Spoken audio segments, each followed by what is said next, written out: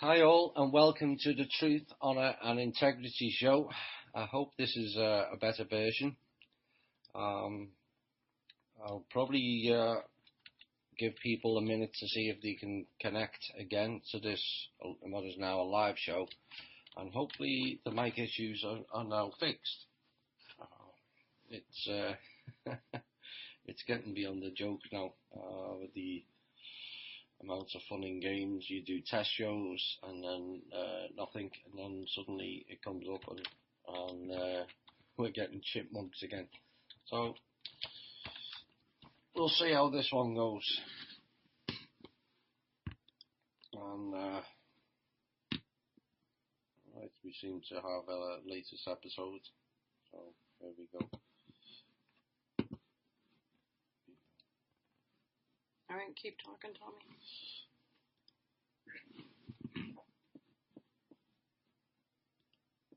Right, and we're just getting a link for you all, so you can get people to tune in. Anyway, hopefully this is going better, and we can. Right, okay, you can hear both of us. Right. On with the show. Right, a fair amount has been ongoing this week. Unfortunately, some of it I'm not able to relate at this time, except to say further negotiations are now ongoing around the world with various banking groups,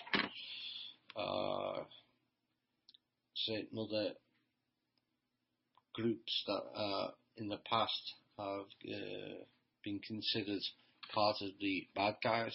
A lot of them are stepping down. Keep saying this, and negotiations with them to not only step down, but to also actually decide to quit taking orders and actually help the people. So this has been ongoing all the past week. Some really good connections have been made within the legal fields, and the foundation continues to build. We are still waiting for the IRS designation letter, which will rubber stamp the 501c3. Once that's done, then we should be ready to go, given the negotiations that have gone on this week. So we should be without any fun and games going forward. Now, for people, we've still got a fair amount of funds, 2,000 or 3,000, something like that, left in it, and we'll continue to register as many states as possible. People have been sending me proposals. Thanks for them, but the proposals really need to come after the website is live and the funding is in, rather than now, because we've got nowhere to place it onto the website while it's still being tested. The server side of the website is going well, and we should have a live test sometime this weekend. So it's all progressing. So if people want to still donate, $1 is fine, $5 is fine, anything more is even better, and we can carry on until the main funding arrives.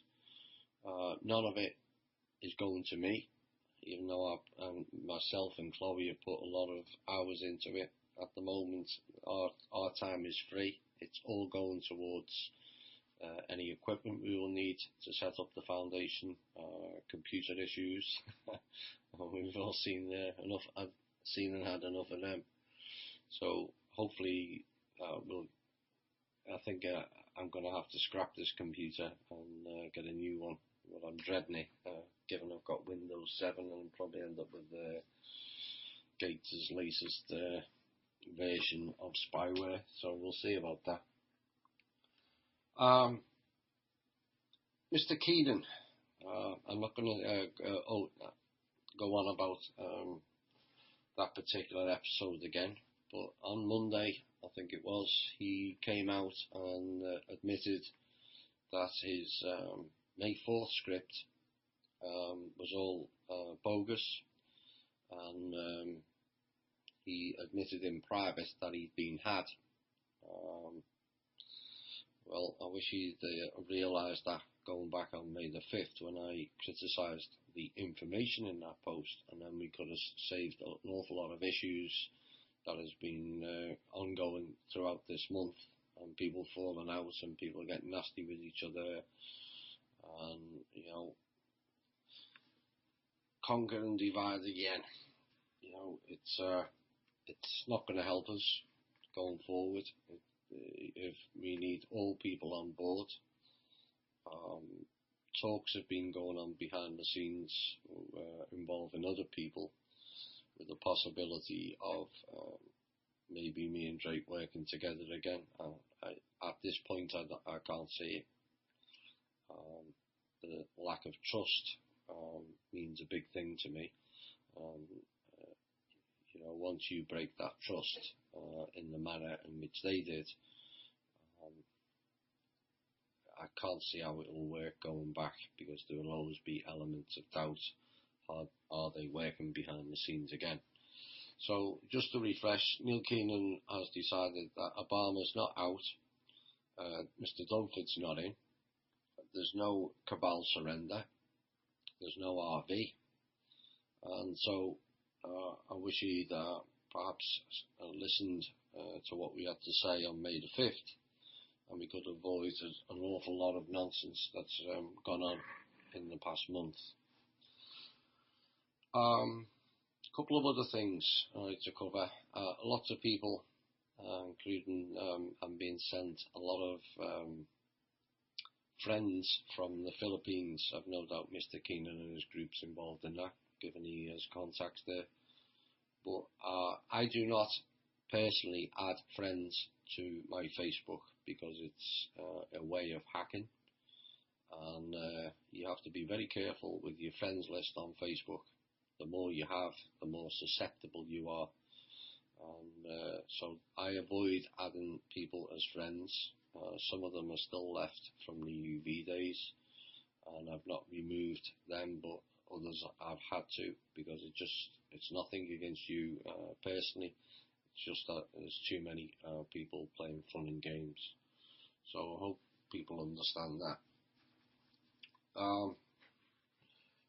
Now, there's a couple of things that cropped up on the page about the military not fulfilling their oath as per the Constitution. This is part of the problem we have in this country, of not recognising that we don't have a constitution. So the oath is to the corporation and not necessarily to the people. You know, part of the movement going forward with the foundation and the spin-off of it is we create our own system. We don't need them. You know, and we can create our own constitution that's updated. Because, you know, the last one is 200 or 300 years old. I'm sure we've advanced rapidly in that time, where certain things that can be tweaked for the benefit of all. So we really need to look at that again. The military are in a poor position at the moment. They don't know whether to stay where they are and get paid, or run the risk of not getting paid. Eventually, the way things are going at the moment, if we continue in the current vein, there will be no budget for the military anyway, or anybody else for that matter. Lots of things have been prevented over the last number of months, the dollar crashing being one of them, you know, myself included in the past, until I realised certain other things and I got certain information surrounding the finances. You know, I'm not a financial expert by any means, but the crash in the dollar would have put not only led to serious issues in America, but right around the world, given the dollar's input to the global finances is 85%. So if the dollar takes a big hit, it's going to affect 85% of all the world finance. And obviously that's not going to help anybody bar the select few.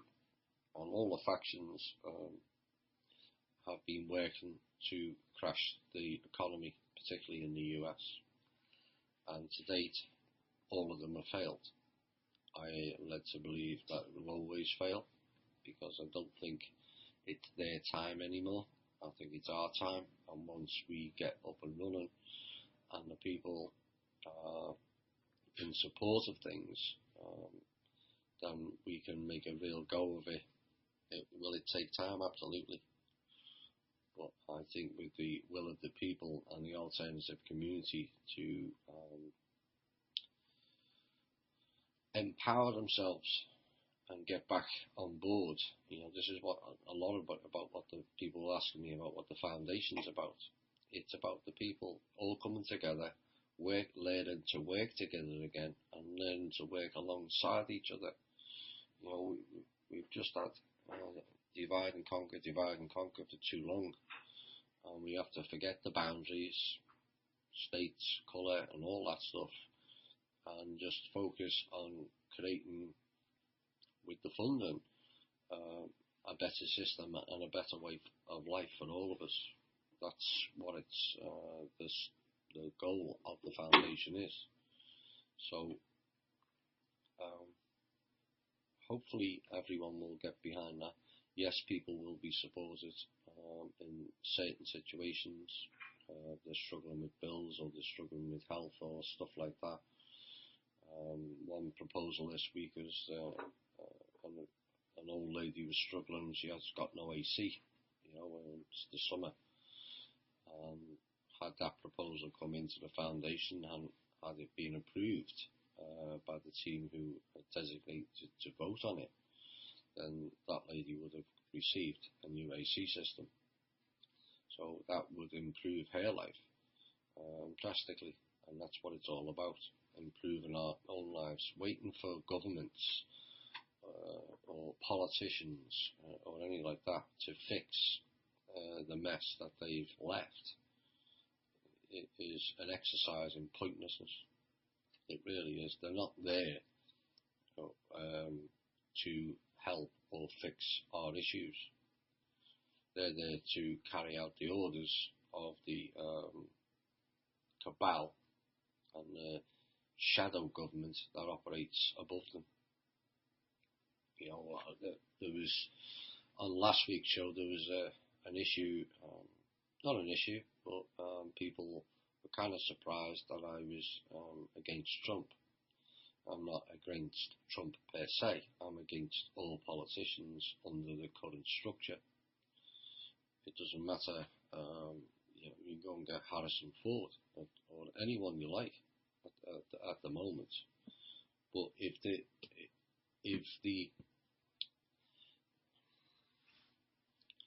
the current structure is still operating as a corporation, then what is the point of voting for candidates that are applying for the CEO, not President of the United States? They're applying for a CEO of the corporation.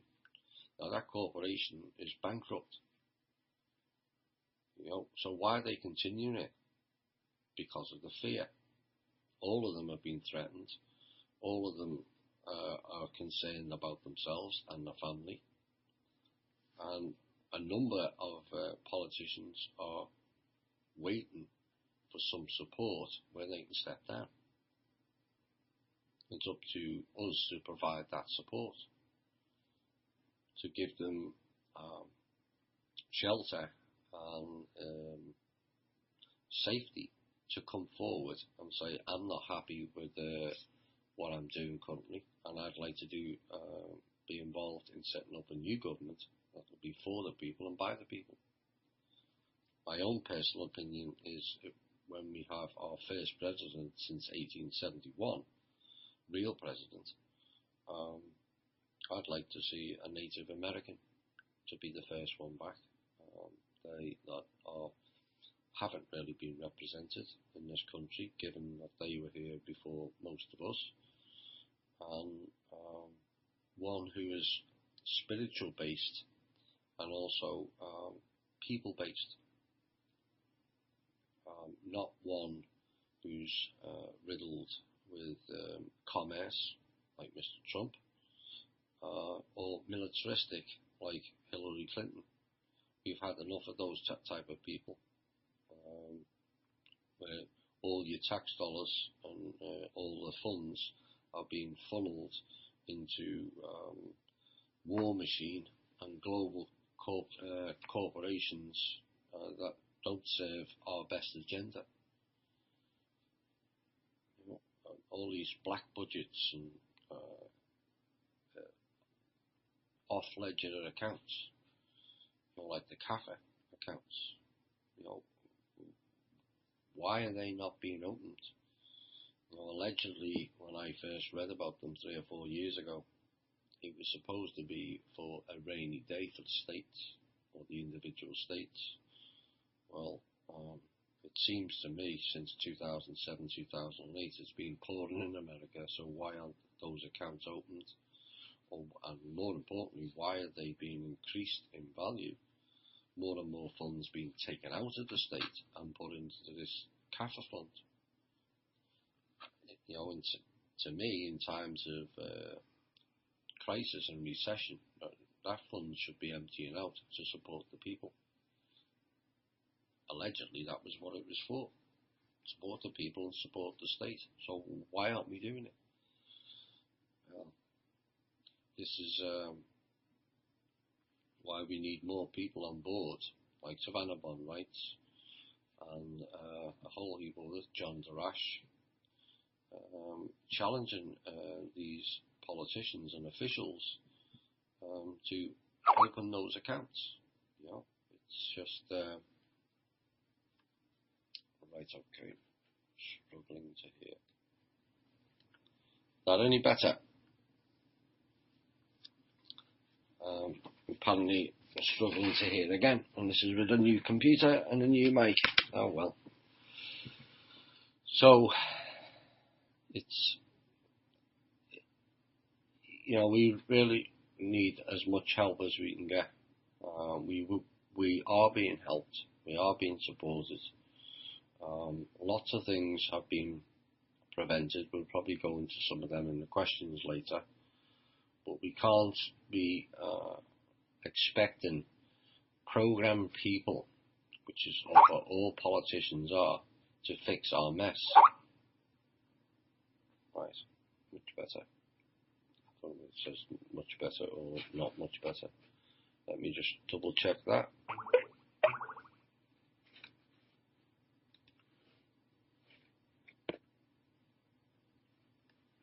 Okay, right, so it's better.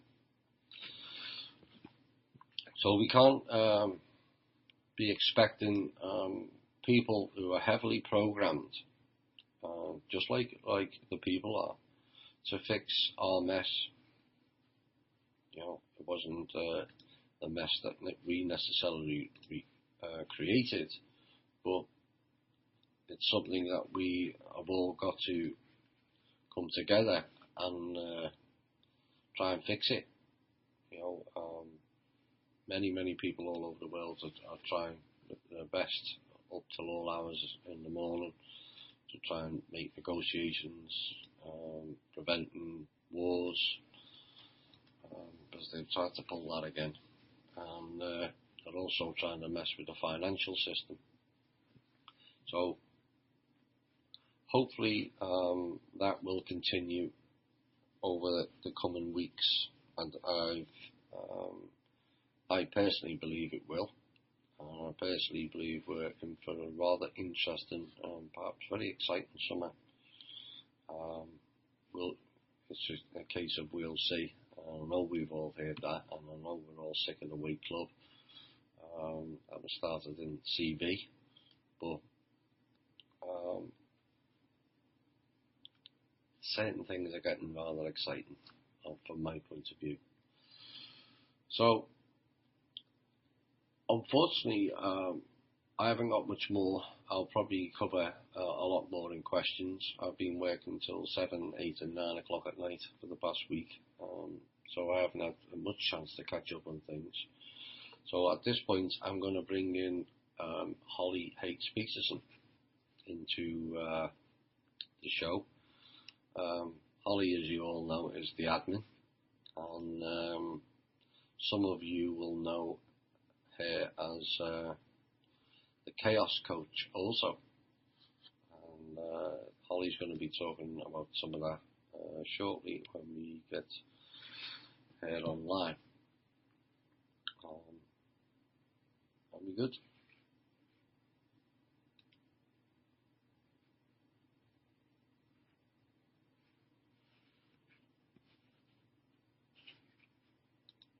Almost. Just a second. Just making.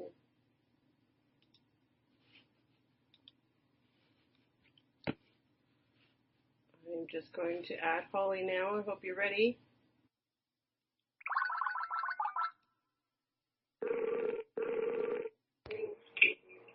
Hello. Hi, Holly.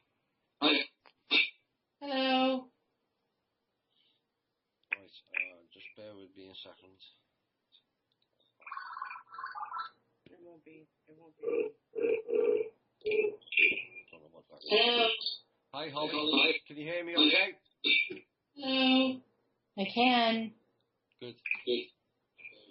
So, I'd like you to talk a bit about your role as a chaos coach as well as an admin. Hi, Holly. Can you hear me okay? Uh-oh. I can.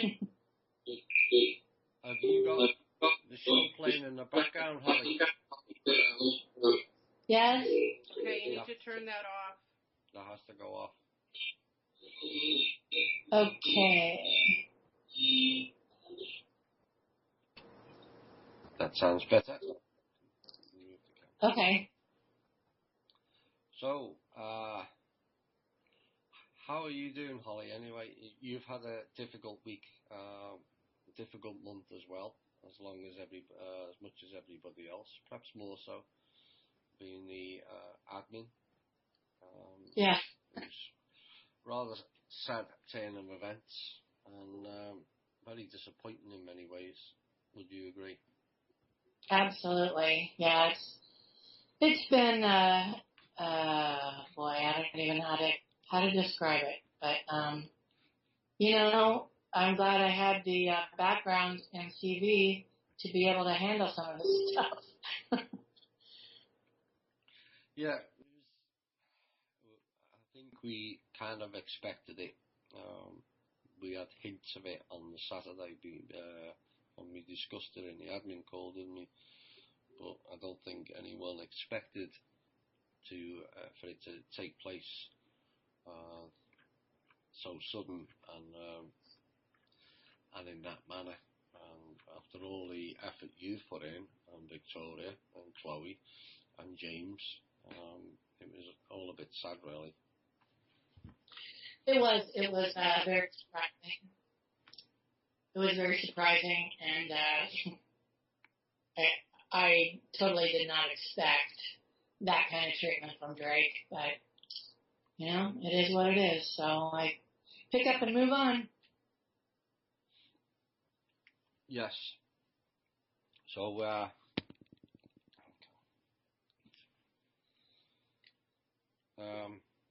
right. So, this, given that we're all in chaos, and we've had, I'd like you to talk a bit about what your role is and as a chaos coach and how you go about things. Okay, well, that's very true. So many of us are in chaos, and unfortunately, we've come to know it too well. A little bit about my background. I have spent most of my adult years in human services, working with all kinds of populations, from children who were seriously emotionally disturbed to adults of 97 years old, and all different kinds of populations of people who needed help. The biggest part of my background is actually from working with alcohol, drug, and gambling addiction clients, as well as codependency addiction, which I believe is an addiction. And that I did because of my own recovery from both of those, alcohol and codependency. And it's not a field that pays very well. However, the foundation that I got was priceless. And how I got into what I'm doing now is that my husband and I moved down to Arizona when he retired from the phone company, and we both went back to school to learn new careers. And I went back and learned life coaching, hypnotherapy, and holistic nutritional consulting, as well as toe reading, but that's for another show. And so, because of all that, my passion has been in helping to empower people. And that's kind of where my book, Unplugged from Chaos, came about. So I guess I'll go into talking about that a little bit. Yes, I managed to read that in its draft form, and I thought it was rather interesting. And whilst it may not benefit me, I can see it benefiting an awful lot of other people. I'm fairly rounded. I don't go too much to extreme one way or the other. I always tend to stay fairly balanced, even despite the chaos that's around me. There's a lot of chaos around me, but not within. And I think that's perhaps what you're trying to achieve is, yes, there can be chaos around your life, but it doesn't have to be part of yours. Would you agree on that, Holly? Absolutely. Yeah. The traditional definition of chaos is confusion and disorder, and I would add sometimes a sense of being out of control. But like so many other emotions, it's on a continuum. So you can have chaos like loud, outrageous, and in your face, or you can also have it on the other extreme where it's just like a slow, simmering inner burn. And the problem is that when we're in chaos, we go, oh my God, I'm in chaos. Oh, this is bad. This is not good. Instead of looking at it as bad, let's look at it as something's trying to signal you that you're out of balance, This book came about because after working with addicts, and particularly people who are in recovery from codependency, I saw victims everywhere. Like that movie, The Sixth Sense, where the kid sees dead people, I see victims. And it was very discouraging because these people were feeling disempowered because of addiction, or their addiction to people, or their addiction to whatever it might be. And they weren't getting in touch with their inner selves, their higher selves. They had completely disconnected, or almost completely disconnected. And where the book came about was that I thought, well, how do I help these people get empowered again? So it came to the conclusion that about 99.9% of all of our personal issues stem from low self-worth. And that being the case, where does low self-worth come from?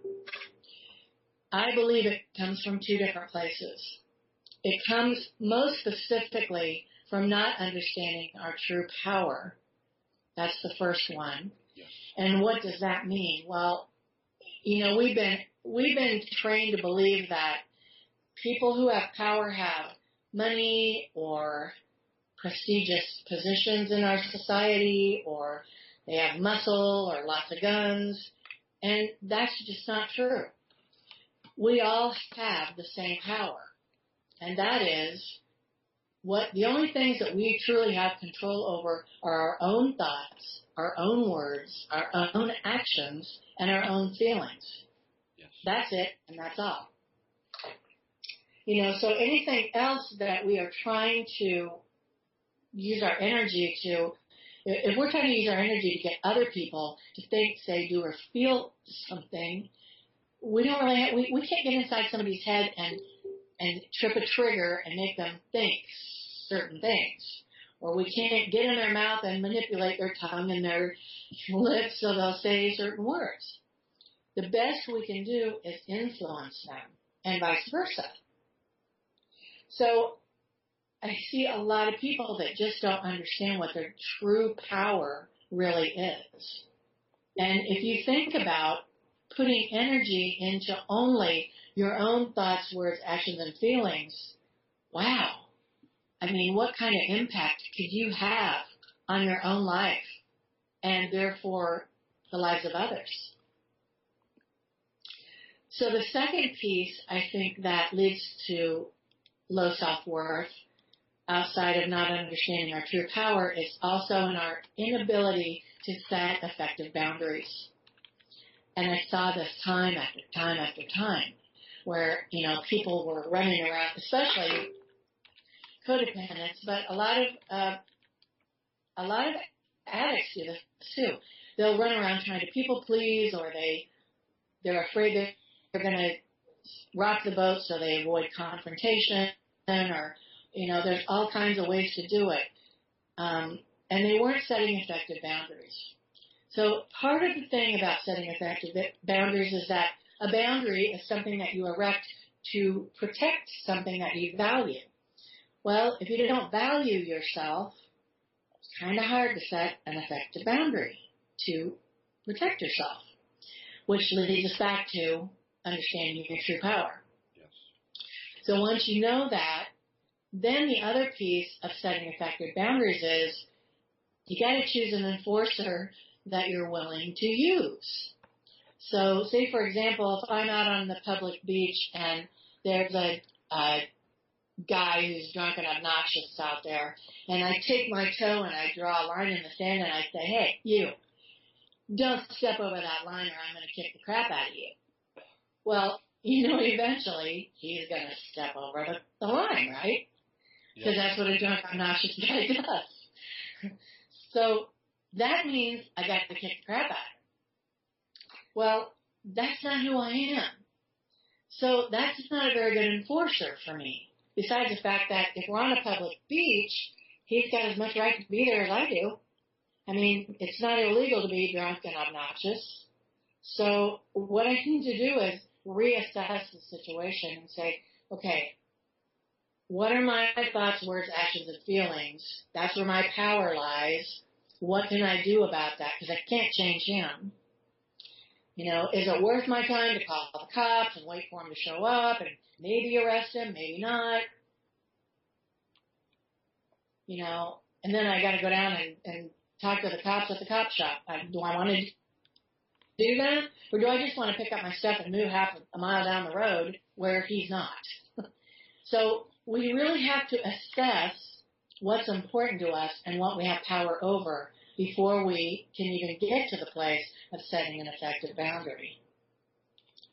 So disempowerment is a big part of it, is it not? Low self-esteem, as you mentioned. And wonder what you think or your opinion is on how we got to the point of being, so many of us, disempowered. Absolutely. Yeah, because we need to look at that and how did we get to this place of chaos. I'm a very strong believer in like energy attracts like energy. Now, I think where a lot of people, there's two places I think a lot of people get caught up in that, is one, it's not just your thoughts, but it's your emotions behind it. Have you ever walked into a room where people have been arguing or fighting and you can just feel the tension in the room? Yes. So, yes. So that's how you could take that energy on and go, oh, what just happened in here? And go snooping around and, or you can go, okay, somebody's been arguing. None of my business. I'm not taking it on. Okay? Thoughts captivate. Emotions activate. So if you get to thinking about something that you want, then you need to focus on how you feel when you have that and embrace those emotions, because that helps raise your frequency, if you will, your vibrational frequency. The other piece that I think people don't understand about like energy attracting like energy is that, yes, we are attracting chaos, but we aren't attracting the behavior. We're only attracting the energy that chaos embodies. So that could be anything from, getting fired to having a flat tire to, who knows what.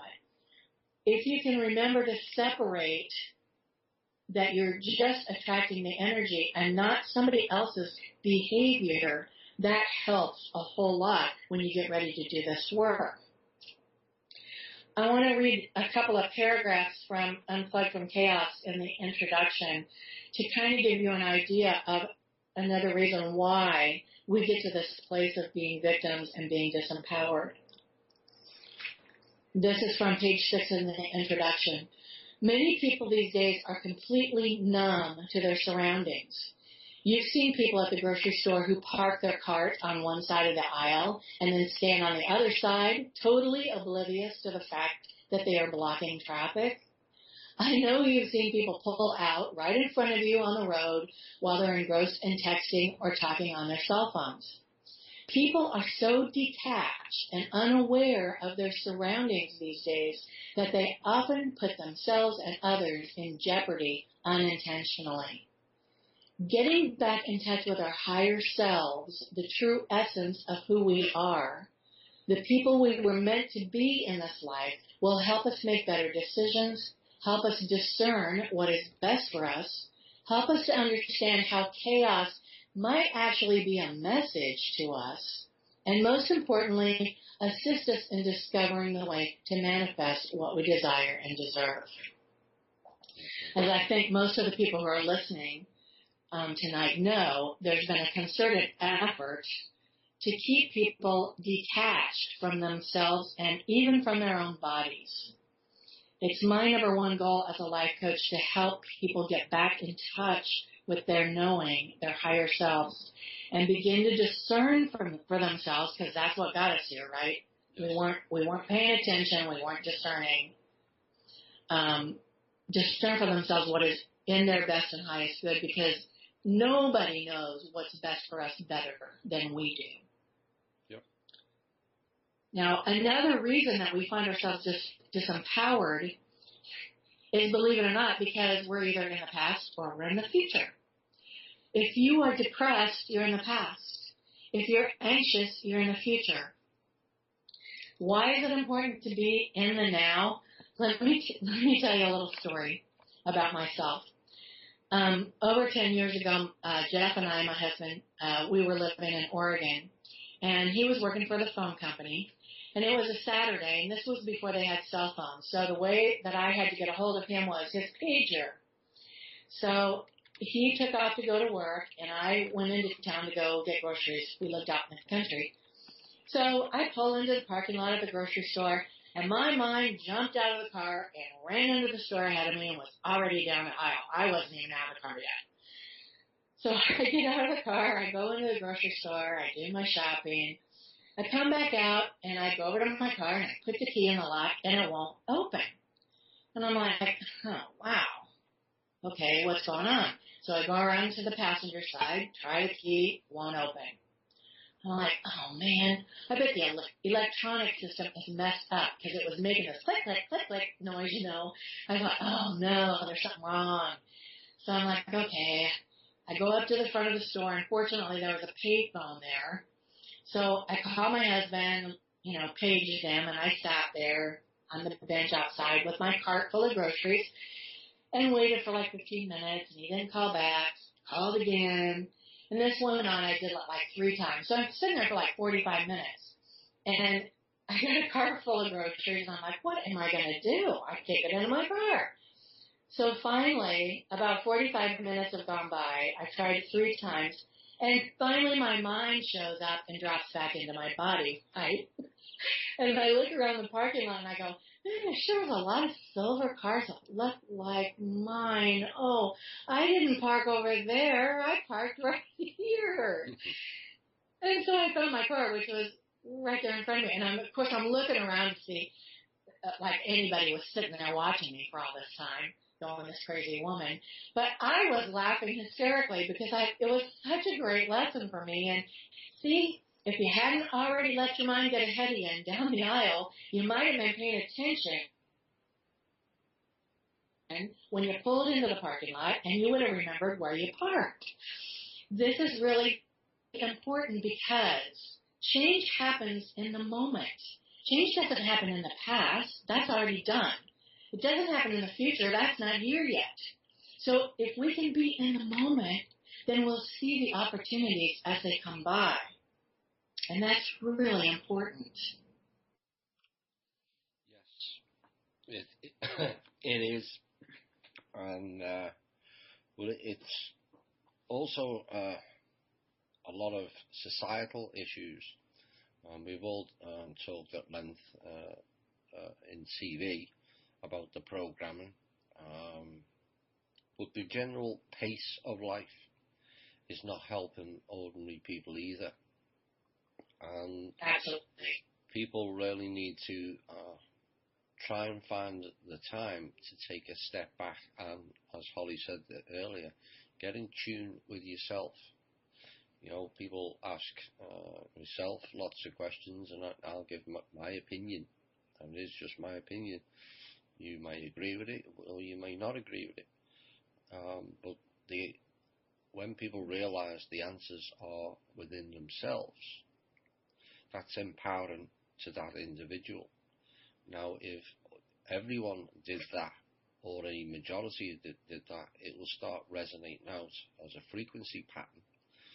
And suddenly you've got a whole army of people who are not prepared to put up with the BS anymore of governments, or other people for that matter, all driving forward and thinking and acting as one.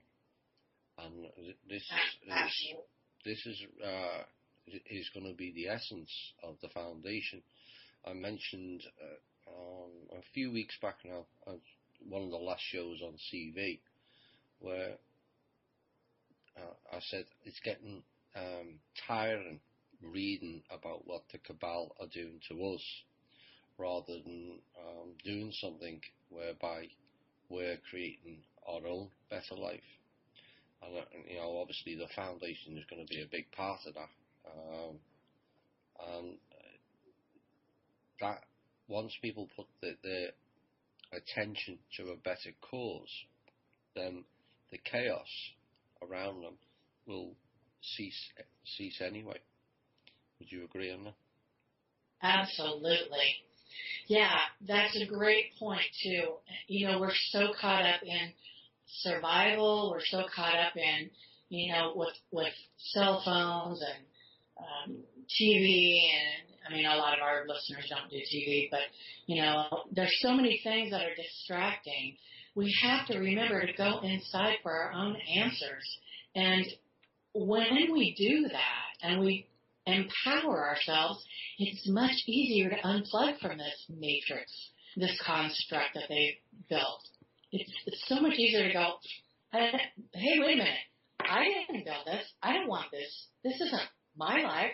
I think I'll create my own life. Thank you very much. Yes. Yeah. be creative. You know, we are the crown of creation, and so we have to be a lot more creative than what we are. We can't just let ourselves be bogged down by the life that they've created for us. We can all bandy together and create a new life in our image, not in theirs. And this is going to be so important over the next weeks, months, and years, that we come together as one and really start to think and act in a different manner.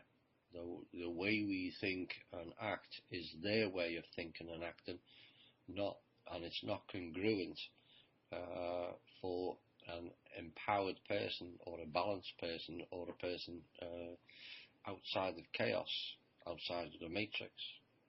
You know, if you've got to resonate in your most optimal frequency, you have to step outside of their boundaries and be yourself.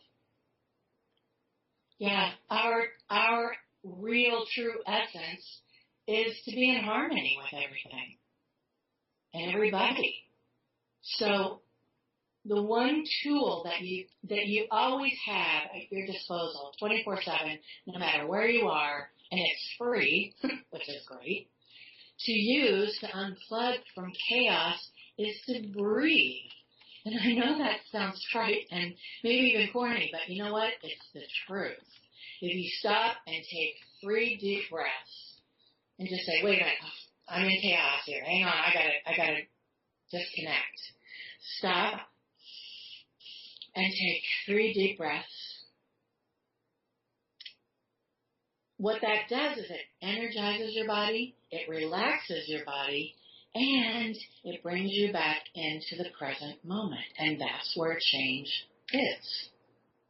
So that's tool number 1. Tool number 2 is to recognize chaos as a blessing, not a curse. If you look at it as a curse, guess what? You enable that, you know? But if you look at it as, chaos, thank you. I knew something wasn't right in my life. Now I just need to take a couple steps back, take a couple deep breaths, and let's see how I can change my thoughts, words, actions, and feelings so that I'm more in harmony with my higher self. So in my book, I talk about a 4-step process to learn to unplug from chaos and how you can turn that around to use it for your own advantage. The first step is to center or calm yourself. And we kind of talked about that with the breathing. Chloe actually has done some really good articles on that on the page as well. And I highly encourage you to look into that. There's all kinds of ways to center and calm yourself. Grounding is a great one. James talks about that as well.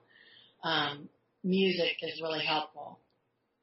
So I don't have to go into that too much. But center and calm yourself is the first step because, as Albert Einstein said, you cannot solve your problems with the same thinking you used to create them.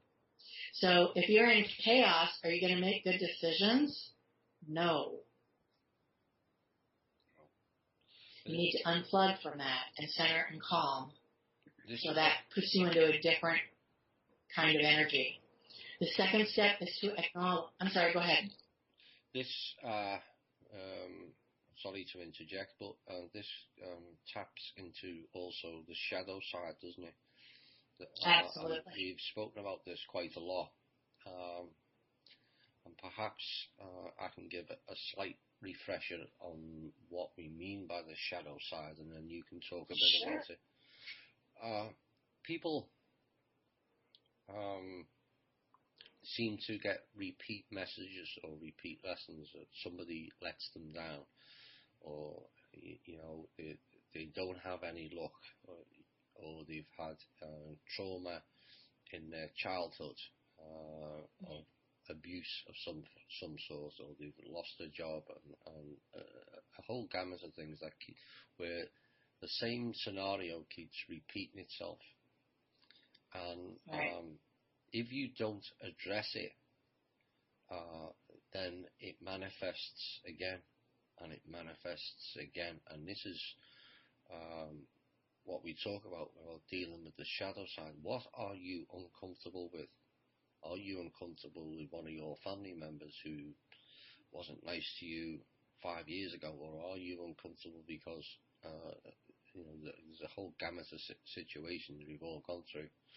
Mine, I keep, and I still can't work out why, but I just seem to be where I help people and I'm nice to people, and then suddenly those people vanish. And I'm still trying to get to the bottom of that as to why. The only sort of solution is not to help people no more, which is against my nature. Right. But maybe sometimes that's not sort of a life lesson, or maybe I have to learn to not be as trusting as people. But that's the shadow side, where the things that you are uncomfortable with, you have to face up to and deal with. Yeah, and I think also that we've been taught that we should have certain expectations of people. If we help people, then can we do that from a place of having no expectations in return? We're just going to help them because we want to help them, and I know you do that.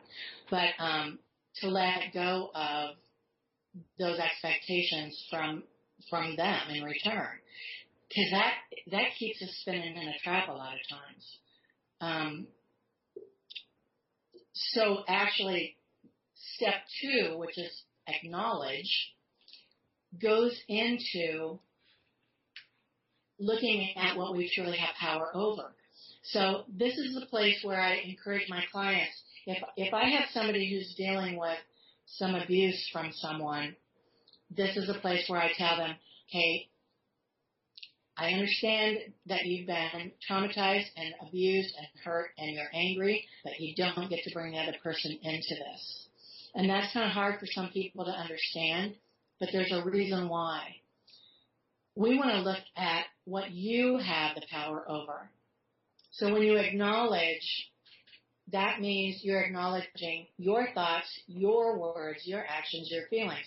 So let's say you got into a fight with your significant other and you trashed his video games and throw them around and stuff.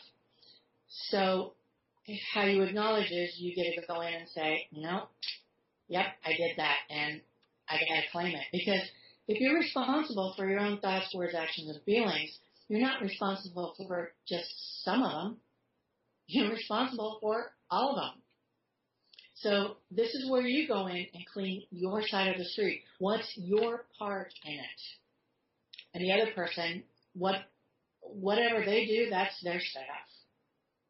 So this is kind of a big one for people, because they have to wrap their minds around, oh, I don't get to blame them, and I don't get to,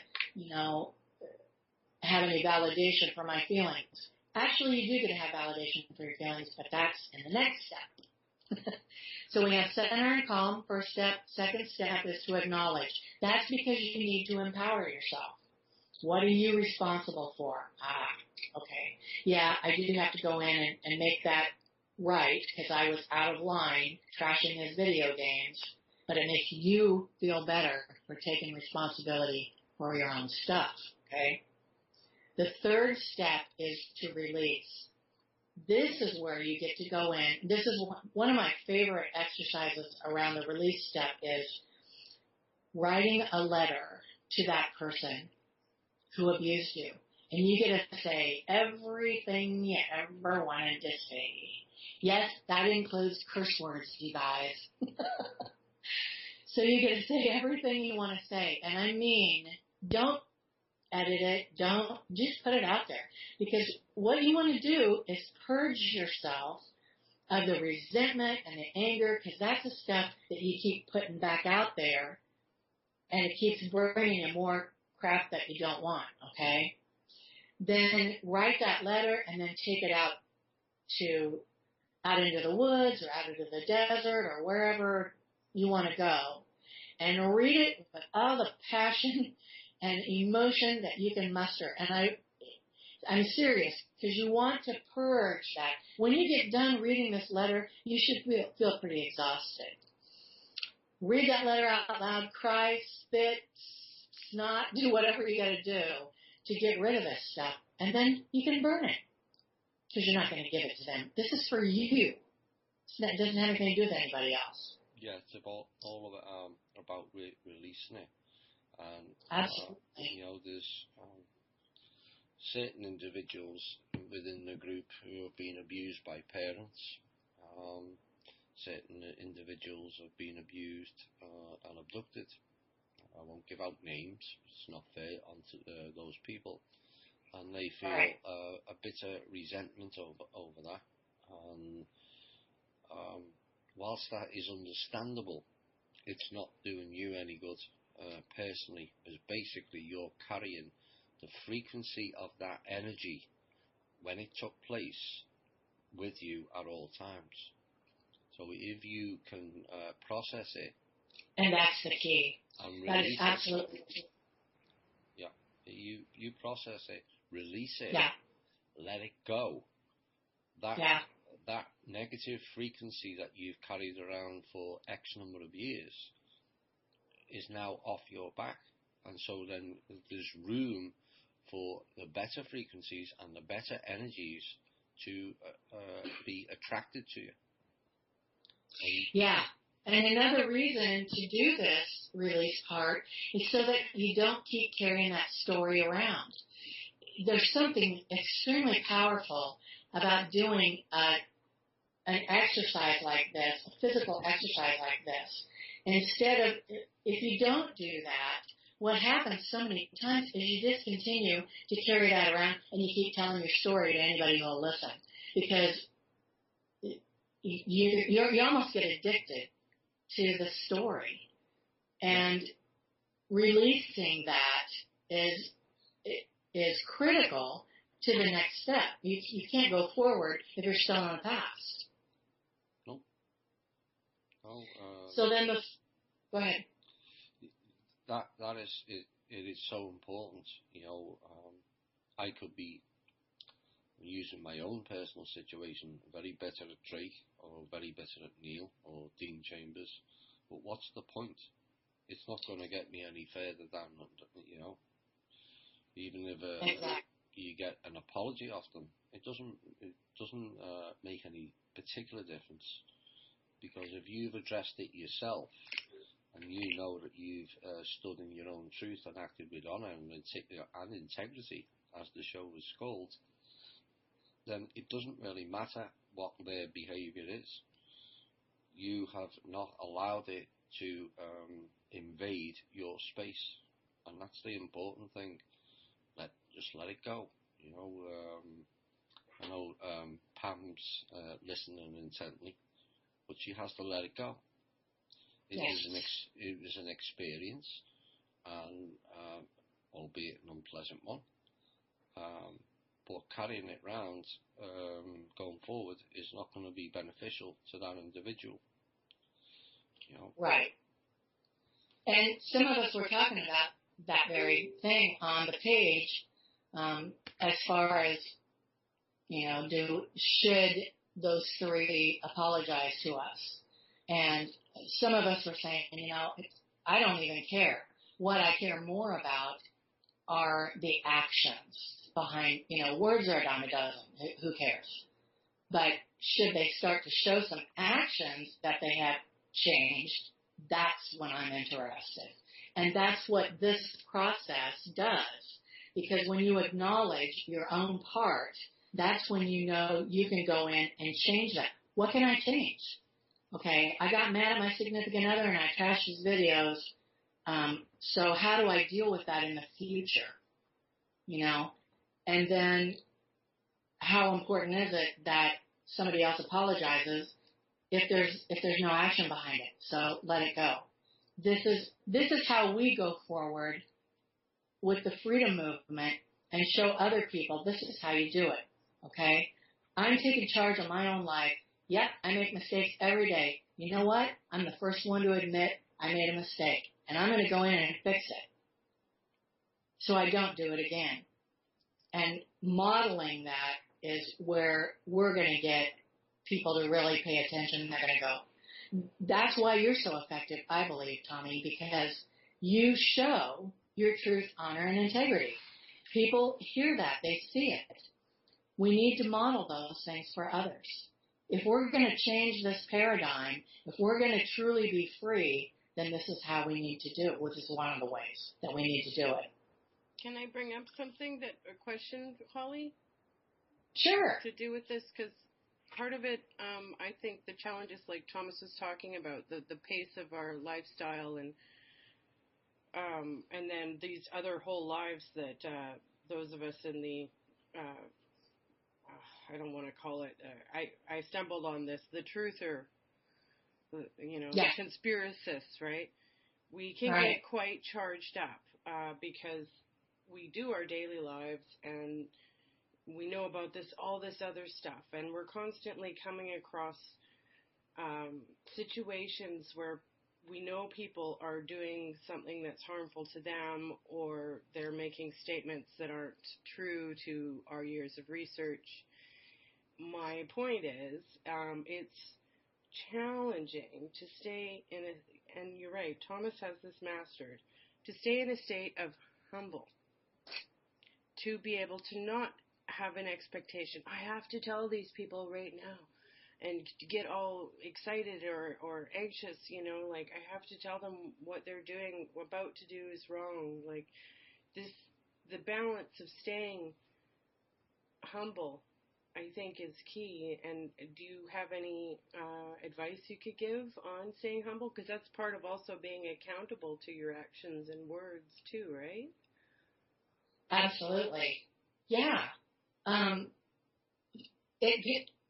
To me, it comes back to, what do I truly have power over? Okay? If you want to influence people to change their thoughts, their words, their actions, their feelings, number one, be a role model. Be the change you want to see in the world, right? And then remember, is it your job? Whose job is it? Maybe they have to stumble. And I know that can be hard to watch, but sometimes that's exactly what they need in order to get it. So you're talking about being humble to everyone's own individual trajectory of learning and experiences, and that's... Absolutely, because that's what freedom is about, isn't it? Yeah, we have to honor each other's path, whether we agree with it or not. My sister is my very best friend. I don't agree with absolutely everything she does, but you know what? I know she's got a good enough head on her shoulders. I support her. If she wants to do something, and I'm like, I don't know, I think that's kind of dumb, but, I'm not going to tell her that. I'm going to go, hey, if that's what you want to do, I'm all for you, And she may have to stumble. I don't know. That's not up to me to decide. Yeah. So that's how you stay in a state. I don't get to decide what is right for somebody else. No. I will help them if they want to know. Help them figure it out for themselves. Right.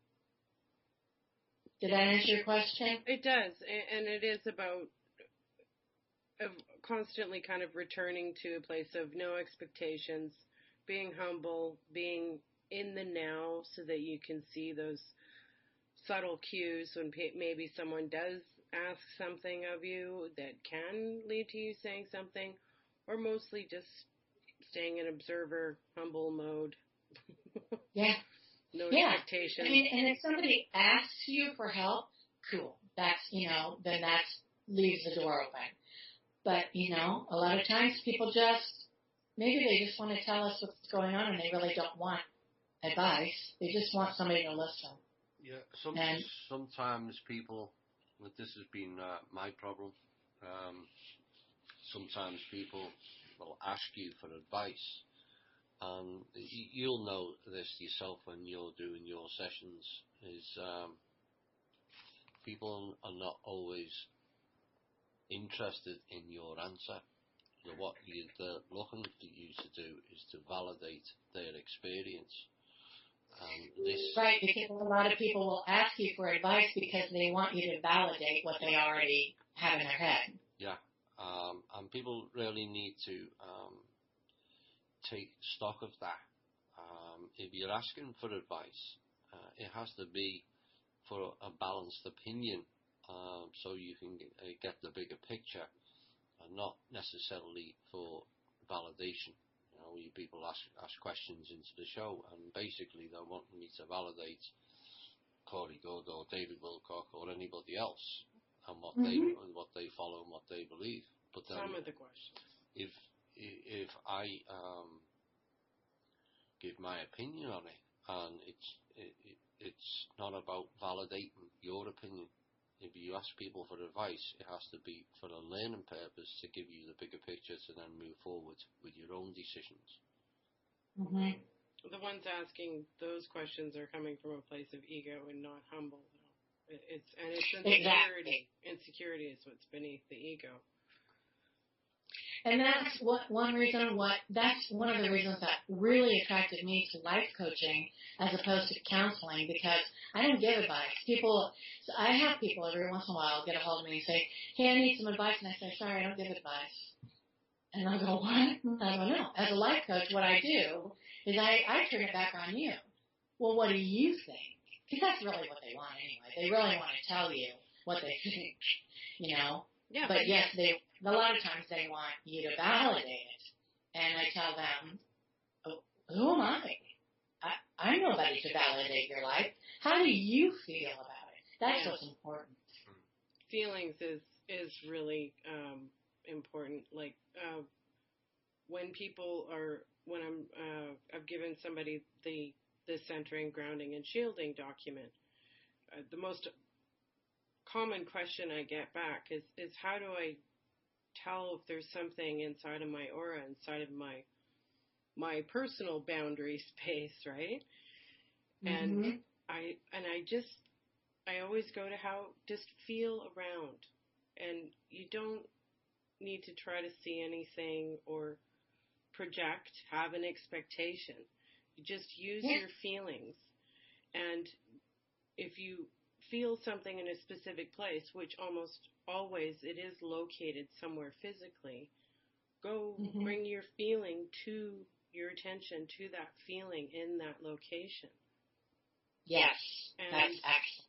Yeah. And also to trust that it's not necessarily going to come out like, it's not going to show itself up like in the movies, or you're going to have stars and bombs or what, a lot of sound or noise or whatever. It might be something very, very, very subtle. But you can ask specifically, please make it obvious for me. Yes, you can. That's it. And also that's what I've used: your intention, your will, your creativity, and stage things. Talk to yourself within it. A part that was occurring to me when you were talking earlier about the first two things that were part of your first step of your 4-step process. Is it 4 steps? Yes. Was knowing your place of power and setting your boundaries. And the first thing that flew into my mind is all these people who do shielding practices, calling in the violet flame or calling in so-and-so. Call on your higher self. How are you going to know your center of power or set your own personal boundaries if you're calling on other beings that aren't you? That is an excellent point, Chloe, in that this is part of the programming, is that we've been programmed to detach from how incredibly wonderful and talented and intelligent and creative we really are, which is a great segue to the 4th step of this process, which is to express. And this is probably the step that is the most challenging for my clients. And the reason why is because so many of them have such a hard time imagining what they could be like if they don't have all this negativity, if they don't have this chaos in their life. What would they be like? What was their life like? What would they be like? Express means after you have centered and calmed and acknowledged your part and cleaned up your side of the street and released all the crap, then you get to express how you want to proceed in the future. Who is it now that you want to be? Yeah. And you can name that however you want it to be. But that is a big challenge for a lot of people because they've been so programmed to be so detached from how incredibly wonderful they can really be. You have to fake it till you make it. You have to pretend, because I didn't grow up I grew up in chaos. I had to fake it till I make it. I imagined what it would be like to have a peaceful life. And that is an excellent tool. Yeah. So you can't give your power away. You just can't.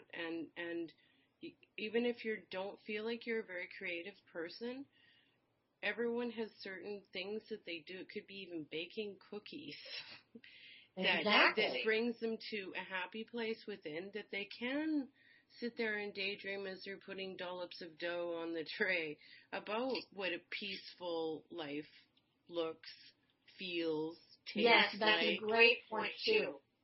But one of the biggest things. That's a great point too, because some people have such. I'm sorry.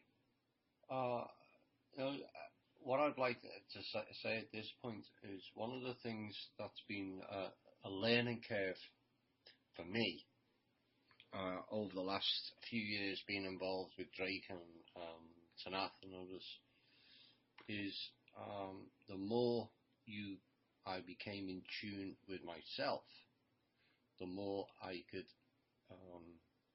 facilitate the change around me. So in other words, I've owned myself. I haven't given my power away to others. You've owned yourself, and then you are then able to manifest things in a certain way that makes your life a lot easier or better. One of the examples of that is I kept calling for help for the people, particularly in the US. Mm-hmm. And within a couple of weeks, it doesn't always manifest that quickly, within a couple of weeks the foundation turned up. And exactly. I couldn't have done that 2 or 3 years ago. I've gone through quite a life review, and perhaps that may be something you can address about people doing life reviews at regular intervals, because at that point they can then address some of the shadow side and some of the baggage that they've been carrying around.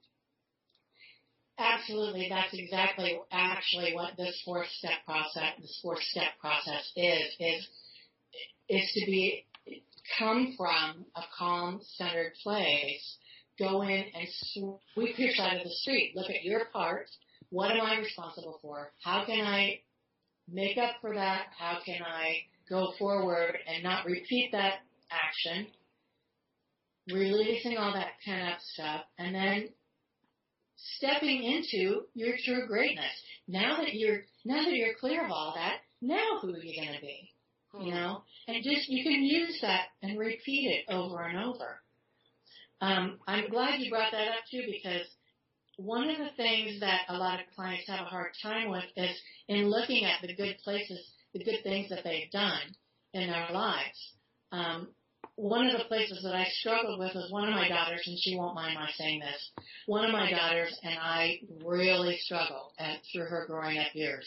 We had a hard row to hoe. We butted heads a lot. And once I got into recovery from alcohol and codependency, and I started, doing this work, and I started holding myself accountable, and I would go in and apologize to her when I made mistakes, and I would make the changes that I needed to make so I didn't do those things again. Eventually, things came around, and we worked our relationship out to the place that she's like my best friend. I mean, I always knew it would happen, but I never knew how it would happen. I just knew I had to do what I had to do. And again, it goes back to your modeling, how to do this. That's why people are attracted to you, Tommy, because you model how to be trustworthy, how to be honest, how to honor your integrity. And we can all do that in our own way. Yes, thank you for that. it's not an easy path. Exactly. You'll know this better than most, Holly, dealing with what you deal with. But then we've got ourselves in an overview picture. We've got ourselves in a bit of a mess. Humanity in general, not just America. And the easy path is to just sit back and ignore it. The hard path is to take it, accept. You've played a part in it by ignorance, not necessarily negative ignorance, but just you've been unaware of certain things. Sure. Address, be prepared to address it, and it's not an easy path being involved in the alternative media. It's far easy to sit back and let life pass you by and dig yourself deeper and deeper slave holes. You know, it's so each and every one of the people who's listening to this show has started out on the harder path. And as you go further down that path, there'll be bumps in the road. There's always going to be bumps in the road. And it's how you get over those bumps and how you react to those bumps is how quickly you move forward within yourself. Holly? Yes. This inner work is not necessarily easy. No. And definitely not fun sometimes. But I had a mentor, and she was so right. She would tell me, if you'll just do the work, there is the most gorgeous gem waiting for you on the other side. And she was right every single time.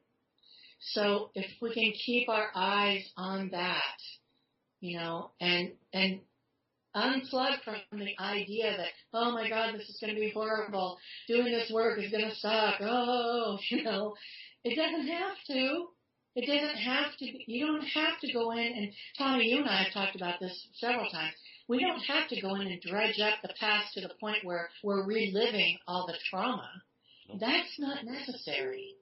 But going back to something that Chloe said, if you can't bring to mind who you wish to be as you express yourself in the future, then go to that place of imagination where you think you might, what you think it might look like, and borrow that energy. Borrow the energy and the emotions of what that might look like. Borrow the energy and emotions of something that you've already been through that made you feel wonderful. A lot of people have been talking about depression on the page because I think the trauma of what happened in CV kind of tripped that up a bit. And to me, depression is an epidemic out there because life isn't right. It's a normal reaction to get depressed. It's not something that needs medicating. Yes. It needs to be balanced. And 2 quick things about depression. Sure. One is, again, that you're in the past. Yeah. And another thing is that you almost stop breathing when you're depressed. You have very, very shallow breathing. So deep breaths and staying in the moment are huge. That's this life, though. Like, to me, even if you're in the now and you're observant, it can get depressing because the way that life works right now, it's so intense and bam, bam, bam, and all this stuff is thrown at you that is just convoluted. You know, right, but that's when you have to unplug because exactly. You don't want to continue that energy. And that's when you do You've got to start looking for what you want. And we spend way too much of our energy on what we don't want. So, you do the centering, you breathing, and you do simple acts during the day of anything that you like to do. I find that seems to be the key to getting back to opening that door to our imagination and our creativity, even if we think we don't have it. So it could be baking cookies, it could be gardening, it could be petting your cat, you know, whatever makes you feel good is what's going to calm down your serum cortisol, the stress hormones. Yeah. It's going to get you to have nice, big, deep belly breaths just naturally. And that's the only thing I can think to do if you're in that wound up tight state of I can't stay in the moment. All I can do is worry about the future, because a lot of us in THI do know quite a bit about how the reality of things, and it is depressing in this present moment. Yeah, but again, we have the ability, we have the power to change that. Yes, we do. We completely do. Yeah. So the more that we can not just think about the positive, but feel the emotions of what that will be like. And like I said, if you have to borrow that from some other place in your life, do it. Because all you have to do is hang on to that for 17 seconds in order for it to go out and begin to manifest. Yeah, okay? and biochemically for a different cascade of chemicals to happen so that you break the cycle of depression. But one of the things most people will recognize when they're struggling is the breathing. It becomes more shallow. It does. And you appear like you can't get a full breath. Yes. That's the time when you need to go out in nature and take a step back. Try and do your best. It's not always easy. No one said this type of lifestyle is easy, but it's not. Is clear the mind and try and extend the breath back to the full. Because once you become too uptight and you're blocking all your chakras, you're blocking all your kundalini energy, and your whole system is basically telling you you're shutting down, and suddenly your breathing becomes much more shallow, and you know people like they do that 2 or 3 breaths in one go to try and get a full breath. That's when you really need to step back, recognize it, go outside, clear your head, forget what you're concerned about, and restore your breathing to its full, and then go back. Yes. I'll give you one more tool to use for the listeners, especially those of you who are people pleasers and that you go to great lengths to make sure that you're not rocking the boat and that kind of stuff. Pretend like those problems are at the end of a fishing line with a worm on it. And you're the fish. And you're going to watch that bait swim by. And you're going to go, not biting. Nope, I'm not going to bite on that. Okay? That's one visual that might help you. My sister likes a different one, which is a stinky little dog pile. Don't step in it, okay? And you know when it's there. Come on, you guys. You know when when somebody's laid a little pile, you can sense it, you can see it, you can walk around it. You don't have to go through it. Except when the parking lot's full of silver cars, Holly. Then you just gotta laugh. Yeah. I remember my dog. So when you do these 4 steps, center, calm, acknowledge, release, and express, what you do for yourself is you care for yourself. C-A-R-E. Nice. Isn't that cool? Yeah. Well, and you declare your personal freedom. If you can't care for yourself, how are you going to help others? Absolutely. Absolutely. For all the members, once this foundation gets up and running, this will be about caring for the self and for others, and spreading it out, and hopefully quite quickly it will take off, and we will start creating our own life where we're not focused on Facebook, on John McCain's doing this and John Kerry's doing this, or Obama's doing that, or Trump's doing this. You know, we will go about recreating a better life for us all. And in that essence, whilst you currently want the business, you will also would be happy if everyone was out of chaos just as much, would you not, Holly? Absolutely. I would love that. That's the ultimate goal at the end of the day. Right. It is. I think we're going to be going on to some questions. So, where can people buy the book, Unplugged from The Chaos? book is on Amazon. It's called Unplugged from Chaos. I don't have a website. I have a website, but it's under major construction right now. So you can mainly find me on Facebook under Holly the Chaos Coach. I do most of my sessions long distance, so if you have Skype or FaceTime or a telephone, we're in. And I'm running a special through the summer, 90-minute session for $75. It's a screaming deal. And my email address is hhp, as in Holly Hicks Peterson, hhp, as in Holistic Health Practitioner, the number 3 at gmail.com. So hhp at gmail.com. Is that right? hhp3 at gmail. Right, okay. There was a bit of a break in the sound there. No, she did. Of course there was. Don't you like how Thomas says H? Say it again. I know. H. H. No, it's H. H. It's English. Exactly. So, thanks for coming on, Holly. I'm sure, judging by some of the comments, people enjoyed that. And maybe we can revisit this again as we go forward. And well, thank you very much for asking me to be on. I'm honored, and I hope people enjoyed it. Yes, it looks like they did.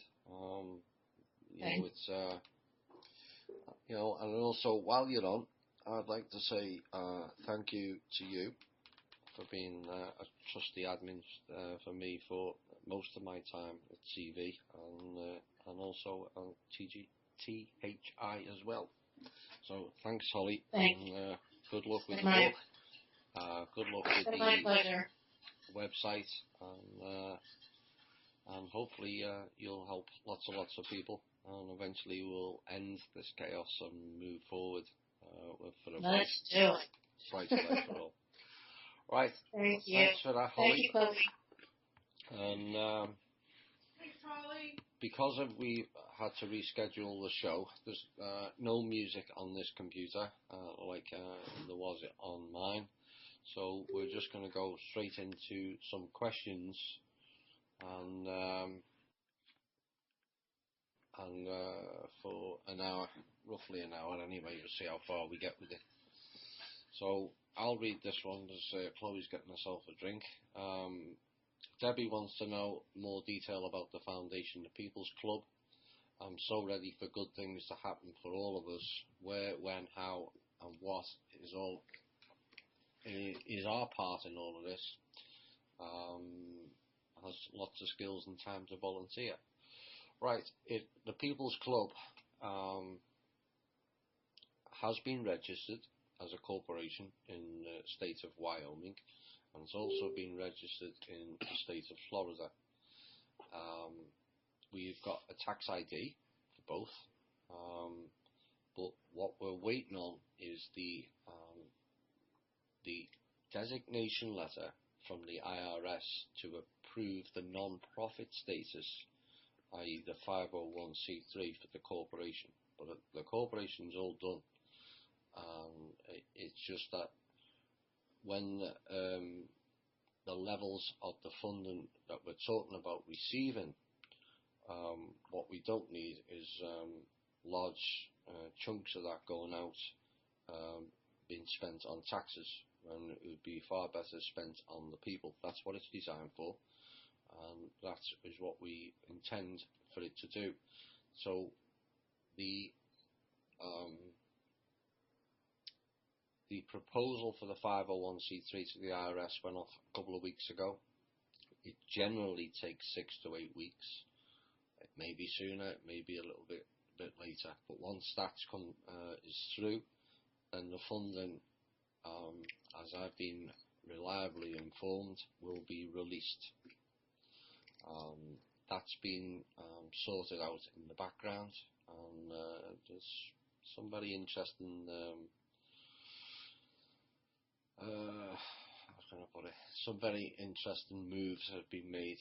So it's not going to be an issue where the funds arrive and certain rogue elements are going to remove it from us. So lots of developments on that. I may have more on that next week. The website, as I said, is almost ready to go live, but it'd be better to go live when the funding comes in and when the 501c3 status is confirmed. Now, on the website, there's going to be, it's all about the foundation, and then there's going to be a proposal page where you fill out your details, what you're asking from the foundation. It could be you're struggling with a health bill. It could be you require a new AC, or your roof's leaking, a whole gamut of things. Or maybe you want to get involved in organic farming for your community, or a health centre. Somebody messaged me this week about they're starting a health centre, or if it was the foundation was live, that proposal could come in, and if it's agreed on by all the members, then the foundation would help that person with that health centre. That's going to help a multitude of people, not just the individual. So it doesn't really matter whether we're helping the individual or a large collective. It's about helping all at the end of the day. So so that's the proposal side. Now, some of the bigger projects will need vetting. If we're talking tens of thousands, or even hundreds of thousands, or even in the million range, those type of projects will have to be vetted by myself and the fellow directors, where we would come out and meet the people involved in these projects and see what they're proposing to do, and then we'll have a better decision-making process going forward on that particular project. Another part of the website is volunteering. Now, it may be volunteering just your time, where you could help out with the foundation, some of the paperwork, or it might be you could help out in other regions. So it's if you can volunteer your time, that also is available on the website when it goes live. There's positions that are called, I don't like these terms, but it's called an officer. The way that we're set up is a public nonprofit, so there is directors, but mostly it's a small army of officers, because ideally I'd like it even if, say, that old lady that needs an AC did have an officer show up at her house and could see that she needs much more than an AC, because it's my experience in healthcare goes that, somebody needs something that basic. There's probably a few other basic things they could use some help with. So officer positions, not so much paperwork. We're going to have an accountant. Thomas is an excellent treasurer himself, so that's actually one of his titles is treasurer, as well as the founder/president, another term I don't like. But officers is definitely one of the ways that people that either have already benefited from the foundation could turn around and give back. Yeah, by going out and promoting it. Promoting it, or going and helping us assess the smaller proposals, as in the individuals that aren't the bigger amount projects. Those ones we will be going out to ourselves, because remember, this was one of the think 2 pages of the questionnaire from the IRS thing was about vetting, making sure that the money goes to the right place. And I understand why they ask that, but I also know there's a lot of other supposed nonprofits out there that don't really vet. So we plan on thoroughly vetting and making sure our money goes to your money and goes to worthy places and is effectively used for the benefit of Americans, humanity. Okay, we got a question here. Thomas, you stated on the OYM, Open Your Mind radio show, that going through Fulford's post, you might find one good and interesting thing in a post. This week, he said much about offers of deals between the WDF and the Rothschild G7 UN Corporation and setting up this new planning agency to make everything wonderful again. I read this as the Asian cabal trying to offer the UK-US cabal a deal where they, the Asians, get to take over everything. Yes. Discussions have been ongoing with a range of different organisations. I said this in the last week, and these are, types of discussions have been going on over a prolonged period of time. I mentioned previous that quite a number of individuals within the certain groups and within the certain factions have now refused to take orders, and it is a fairly high number.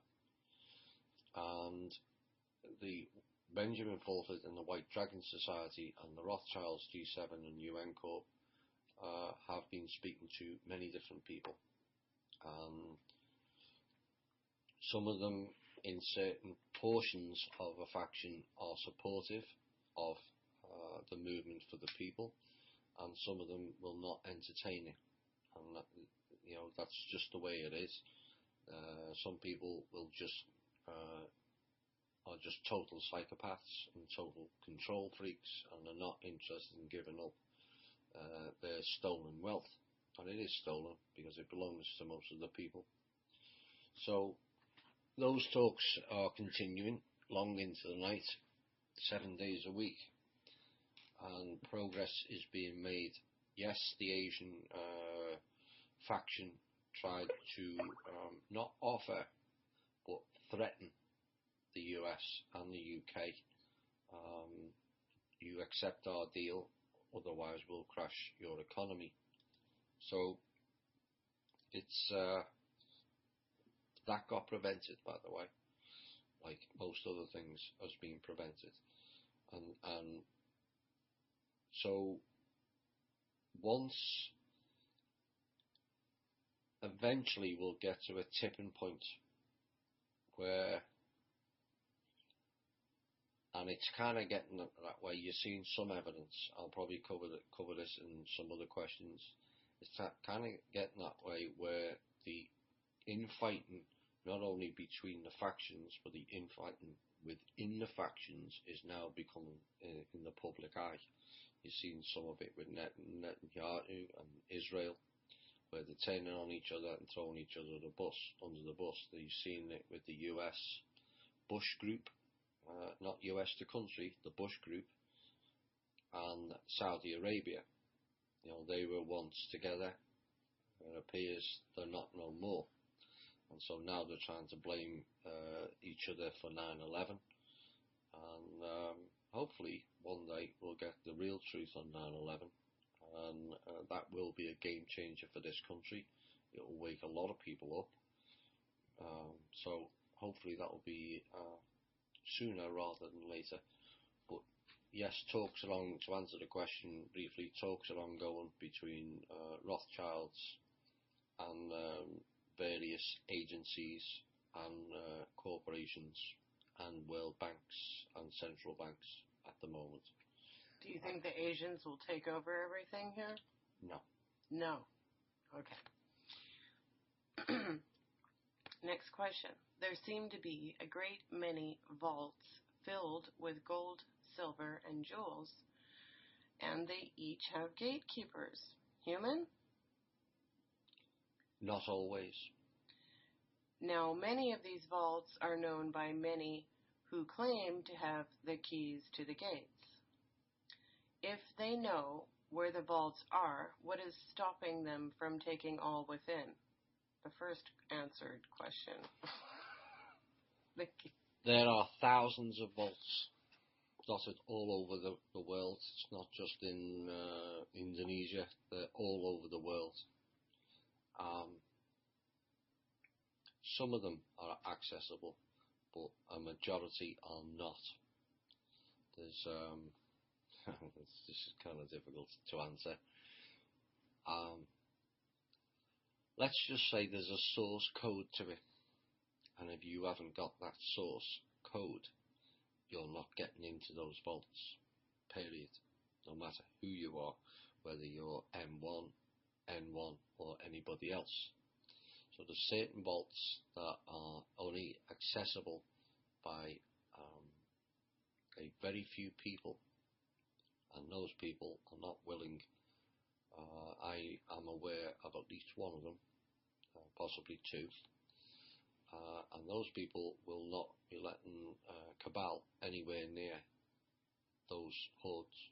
Now, those vaults that you're speaking of are essentially the collateral accounts. There is other vaults that are guarded by magic egregores, weird winged cat, ugly things. There's statues of them outside of banks all over the UK. Yes, beware when you see the black cats on either side. Those aren't the good vaults. Those are vaults full of what they've managed to steal. There's different types of vaults is what I'm trying to emphasize. There is real vaults. Good people guard them. So that answers sort of the rest of the question essentially, because it is not one gatekeeper. That question ends with what is stopping them from taking all from within? If the gatekeepers, if so, how? The source code that Thomas referred to. Who is the controller of all the gatekeepers in the vaults? There would be one dark controller and one light controller, because we're kind of in that sort of a situation here. There's no one controller. There's a handful. Yeah. Of certain ones. And as far as I know, those people are working for humanity. They're not Cabal or Illuminati or faction related.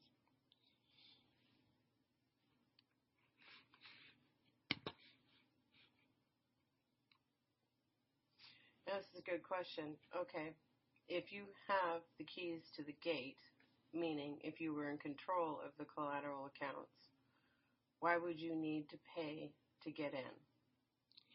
The simple answer is you wouldn't. And that is indicative that that particular person or that particular group is not in control of collateral accounts. If you're an M1, then you allegedly have control of the money. So, and the wealth to disperse. So why would you have to pay to have control of the collateral accounts? Clearly you wouldn't if you were the real M1. Now, unfortunately, at the moment, we have 63 M1s running around this planet. Mr. Keenan will be number 64. Does anyone with this M1 title have any, good standing?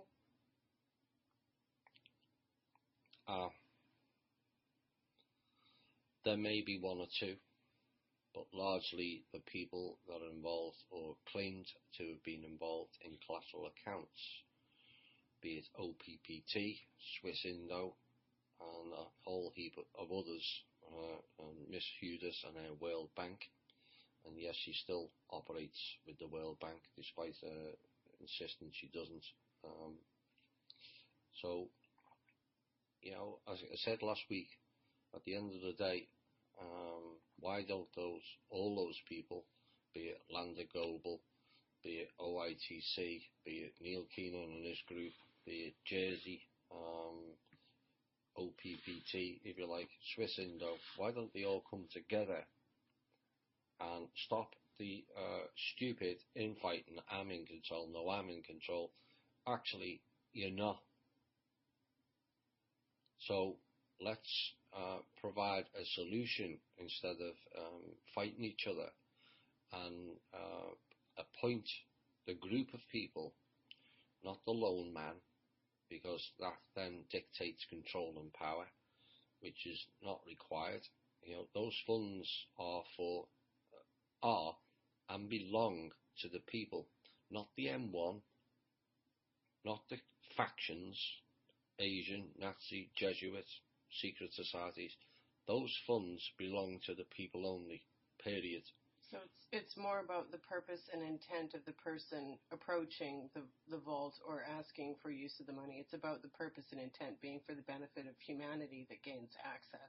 It's not about your title or what faction you're from, or if you're a green man from Mars. If it's for the benefit of humanity, it's a go.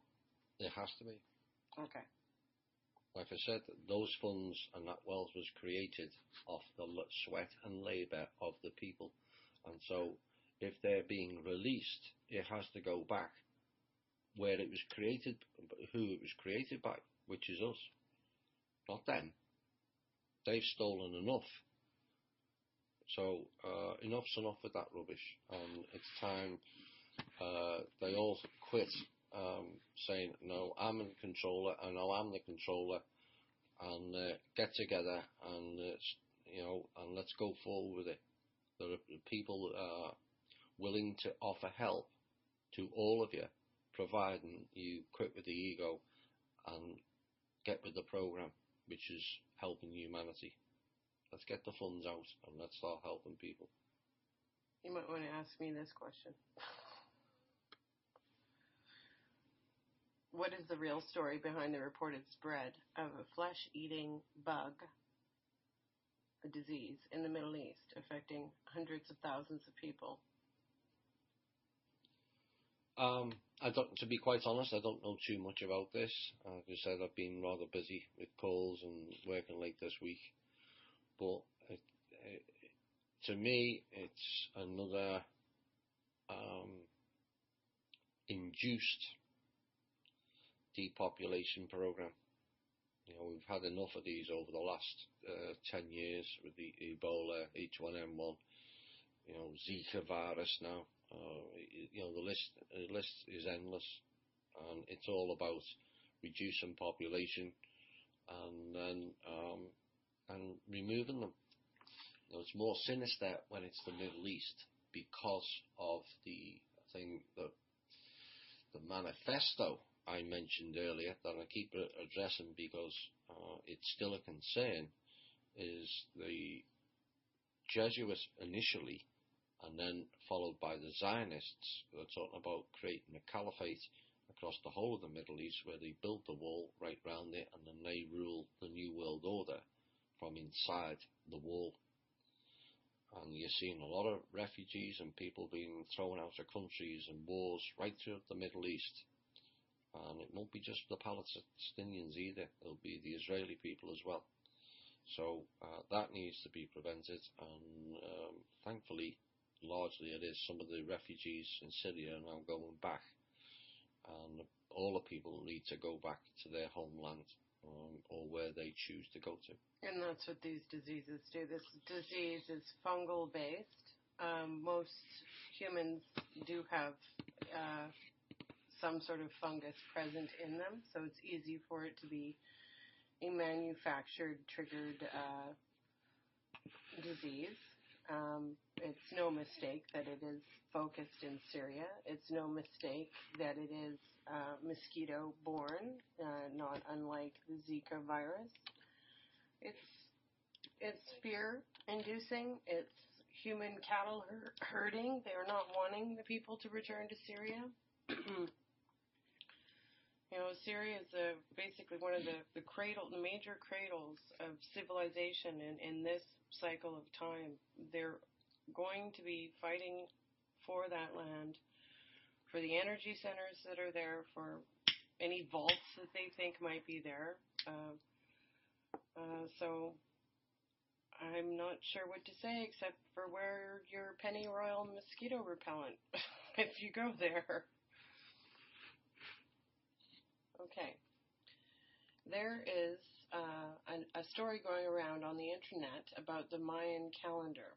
This story claims that scientists made a mistake when they said the calendar ended in 2012, and it is supposedly to actually end beginning in the year of June this year. Yes, I have read about this a while ago, and I think it's June the 6th, so that's coming up on Monday, that the alleged Mayan calendar ended.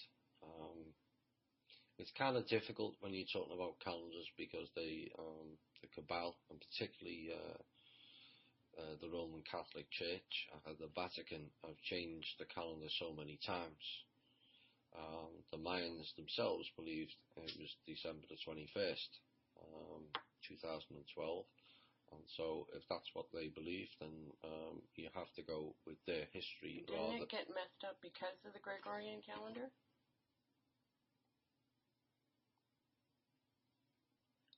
Yeah, they changed a number of calendars. So it's a case of wait and see. But if it is the case, then maybe there'll be some differences on June the 6th rather than what was alleged to have happened on the 21st of December 2012. A lot of people were disappointed. A lot of people at that time, particularly from Cosmic Voice, were following David Wilcock, and we all thought we were going to ascend on that date, but that wasn't to be the case. But as I understood it, 2012 was the Cabal end time, and they have since had this confirmed that their role in the game, or the real game, ended in 2012. They had to have everything lined up and failed to do so. And now, as we've seen the progress, whilst it's been painfully so slow for many of us, the progress that's been made and the amounts of people that's woken up since the end of 2012 has been extraordinary. And more people are now realising everything's upside down, everything's backwards, the governments are not for our benefit, the legal people are not there for our benefit either, neither are the police, and so, and sadly, neither are the military. Otherwise they would have dealt with some of the issues that have been ongoing and the criminality going on within our own government, aka USA Inc. Corporation. So it's a case of wait and see. But yes, I was aware of that. But it's kind of difficult with all the different changes with calendars.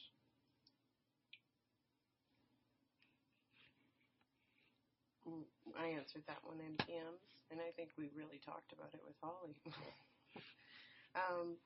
Will China start World War III? Are there currently plans underway for this to happen, and will it be prevented? There will be no World War III, period. I've been saying this when I was on the Cosmic Voice show. There will never be World War III.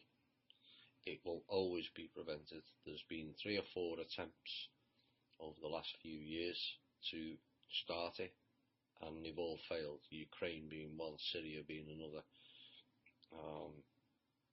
So it will not take place. The Asian faction think they can go around threatening. That failed also. And there's sufficient people around the world who will not tolerate or be subjected to threats that will lead to violence. Yes, there will be isolated incidents to prevent it, like what happened in Syria, but overall the discussions are now getting a lot deeper than let's just go out and fire rockets at each other. So that's encouraging. But no, there will be no World War III. And yes, they have still got plans for it. They still hope they can pull it off, because World War III will not only depopulate us, but will also generate an awful lot of funds for them, which they are currently struggling with or struggling for, and it will be prevented. This is a different sort of question. I have some idea behind it, but I'm not sure what you know about this topic. All computers these days have power adapters that have a little cylinder near the end that you plug into a computer. What is the function of this object? I don't know. I'm not a technical person. No. Or too technical anyway. Well, there's an amperage that our houses are wired with, right? And actually, I don't really do that much research, but I actually came across this video. I'll try and find it. It's called the Lily Wave, and it's this fellow talking about the frequency that all of our houses are wired at is actually quite a bad frequency for us. That's why it's nicer for us when we unplug everything in our houses. It doesn't put out this pool of sort of disruptive magnetic field energy electrically, because we are bioelectrical. So I'll look up this Lily Wave thing. But so my theory is that with the computers and the more higher amperage needing machines, they require adapters, or actually, even, I think my electric toothbrush has one. So the little black box is not a microphone at the plug outlet. It is to moderate the amperage that it is feeding whatever device is charging or plugged into it. So it's definitely not a microphone, but there is something frequency-wise about our amperage in our houses, at least in the United States. I think it's different in other countries because we require a different plug entirely. Okay, next question. I wonder if Angela Merkel, as head of government of Germany, has a special position in the geopolitical stage. Can you please explain how much influence she has as a government leader and which relationships Germany stands for, i.e. QUA interests and QUA factions? Quasi-interests and quasi-factions. Quasi. Right. Angela Merkel has confirmed by many sources has interesting parentage, aka Mr. Adolf Hitler. And so that is why she's in a prominent position. She's part of the Nazi faction, obviously, and contrary to what you would think, she's not a government leader. Germany has no government either. There's been no governments around the world for across all our lifespan. So she's part of Germany Inc. and also part of the Nazi faction. And Miss Merkel has received her file. I think Neil Keenan was actually involved in this, so kudos to him. And she has softened in some ways, but not in others. Time will tell which way that will go.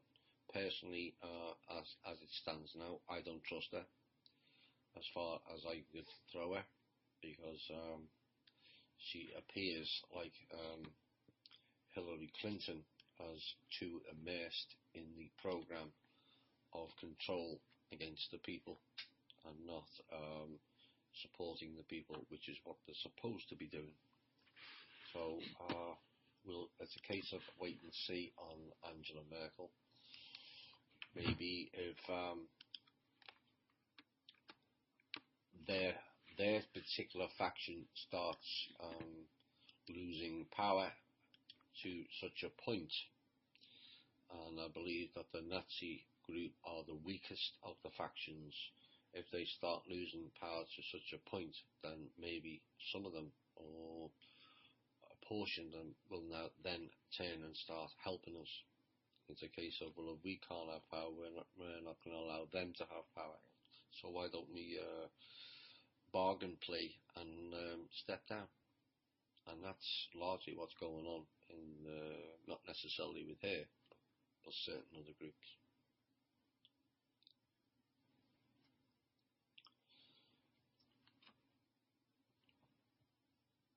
You're skipping it? No. Yeah, here's one. Chloe will answer this question better. Who or what are the Archons? Do they still play a role here, or have they been gotten rid of by now? I'm going to try to give the shortest answer I can, because there is truthers out there that go on for hours and hours on who or what are the Archons. And so, yeah, there's Gnostic texts that describe the Demiurge. Tanakh's even spoken of the Demiurge. This is the Gnostic text that describe this being called Yaldabaoth that created the Archons. The Gnostic texts are allegory, much like the Bible. They have mixtures of off-world truths with here truths, but allegorically. They're not meant to be literally. So that aside, that is where we got the whole word and first description of the Archons was from the Demiurge Gnostic text. So what the Archons actually are, this isn't allegorical, this is fact, is they are an AI, an artificial intelligence entity. They don't have a soul. They actually appear like a little spider for those who don't have any expectations. They'll appear like anything you fear the most, really. They are quite, when you first encounter them, they can be quite terrifying, but if you stay neutral and focused on claiming your place of your power and your energy and your sovereign space and stay neutral, you can get rid of them as easy as swatting a fly. And I do believe now that they have played a role here. They have played a role here for some time on planets where there's been a sort of complacency and a lack of growth. There is a tendency to have, more or less, it allowed to have Archons come to the living beings on a planet to stimulate them to wake up and take back their power. That's essentially what happened to me when I experienced seeing one, is it did wake me up and I did take back my place of power. It was a scary experience, but it was one that I was forever changed, and it started me on the path to where and who I am now. That is definitely a hard thing to hear about, but like someone said in the chat earlier, heavy people or critical people or mean people that come around me just remind me of how much I love myself. It's one of those things. It's a dark lesson that once you have gone through it, you don't need to go through it again. And I would definitely say that the role of the archons here in this unbalanced and returning to balance system was pretty bad, and it has improved. I do not feel like everyone is born assigned with one. I do have the sense that people who've had them on them for a long time and haven't taken their power back probably still have them on them. But I do not get the sense that people are getting clobbered by them left, right, and center anymore. So they have lessened. They're not completely gone. As an organic from source being, we certainly have, every single one of us has the power to get rid of them. We just need to stay neutral, stay focused on claiming your energy for yourself, and do the centering, grounding, and shielding every night for a month, and I guarantee you will be clear. I hope that answered it. Okay, interesting question. Oh, have you read this book? I have the impression that the 5 stages of collapse, as mentioned in the book of Dmitry Orlov, is speeding up. Am I right? Do you want me to read these stages? Well, I understand where you're coming from on this particular thing. Stage 1, financial collapse. Faith in business as usual is lost. Well, that's certainly underway, because I think we've all lost faith in the corporations that exist currently. Too many of them are controlled by too few, and competition is whereby it benefits the consumer is almost withered away. Stage 2 is commercial collapse. Faith that the market shall provide is lost. Well, that's pretty much gone anyway. It's been taken over. It depends which market you're talking about. It is the financial market. That's basically a criminal organisation that needs to be ended in this country as soon as possible. Stage 3 is political collapse. Faith that the government will take care of you is lost. That's increasing by the day. I think more and more people are coming to realise that the government, in inverted commas, is not taking care of us, and they're not there to take care of us. They're there to take care of the paymasters and the corporations and the bankers. Stage 4, social collapse. Faith that your people will take care of you is lost. Personally, I disagree on that. And hopefully the foundation will go ahead and prove that. You know, if you don't expect government, or you don't consider government is taking care of you, then the only thing left available is for the people to look after each other. And this is going to be so important as we go forward, because once some sort of we reach certain level and some sort of reset of structure is going to be taking place, there will not be I don't expect to be the manpower to cover all the changes. You know, I've said previous, we've got a USA government available and ready to be stepped into, but the people operating as government, in inverted commas, are frightened to go into it. And so we really need to look after those people within those within the Congress, and give them the courage to come forward and provide some sort of safe background for those people to come forward, and then insert them into the new actual government.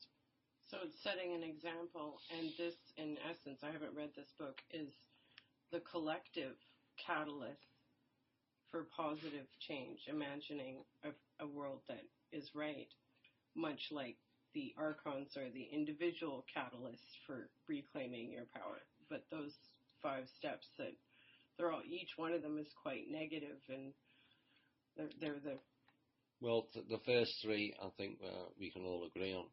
Business is lost. Financial collapse, commercial collapse, and political collapse. The last 2, social collapse and cultural collapse. The faith in the goodness of humanity is lost. Well, again, for Americans in particular, the foundation gives us an opportunity to show there is goodness in humanity, and we will create a better life for each and every one of us, and hopefully then we can set up the role model for the other countries to step in and create a better life for themselves. We just cannot keep spinning wheels like we are currently. The RV's happening tomorrow, and if not, it's a week on Tuesday, and 2 weeks, for sake. And Neil Keenan, a couple of months, and then Landing Global. It's all ready, and we're getting the prosperity packages. Some have already gone out. It's all rubbish. Well, those are the false hopes. Those are the opposite of this. But we need those, or we think we do, but they're wrong paths. We have to do it ourselves. If you look at the order of those things, it's like you lose your ability to take care of yourself, and then the government will take care of you because you've become apathetic. And then it's a downward spiral. Well, this is leading to the upward spiral of setting the right example through tools like the foundation, like the People's Club. So it's, first 3 to the person who asked the question, yes. The second 2, that's entirely up to us. Yep. The people will take care of you. Why not? And the goodness of humanity will shine through by taking care of each other. That's how it shines through. So 5 will take care of 4. So I hope that answered your question. But it's the first 3 have sped up rapidly, and people are losing faith in how business and political is failing, which is good. But it's up to us to create something else.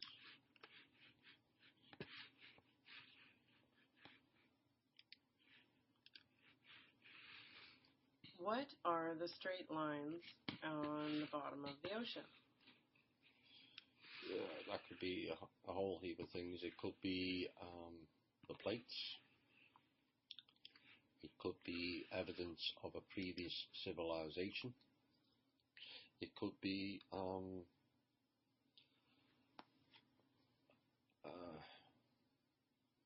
part of the tunnelling that's gone on under our feet and under the oceans for many, many thousands of years previous. So there's a range of options there, and the latter 2 are probably the real ones. Nature doesn't draw straight lines, particularly on a circular globe. No, we haven't got a flat Earth. You got to remember from recorded history, the oceans are now 400 feet higher than they were previous. So we've lost a lot of land because of the extra water. However that may have been caused, whether it was the ice caps melting or asteroids or meteors coming in laden with water, or even the Tiamat issue. So there's a whole gamut of options with that one. Tiamat issue, he's speaking of a collision of 2 worlds into the one. Also, too, some rock, the plates, when you were referring to that, he's referring to the Earth's crust plates. Some types of rock do actually have quite a linear grain to them. But yeah, it could also be tunnels. No, under the water, there's a lot of grid patterns. There's some really interesting things, and it also depends on how good your graphics card is on your computer, how much you can zoom in.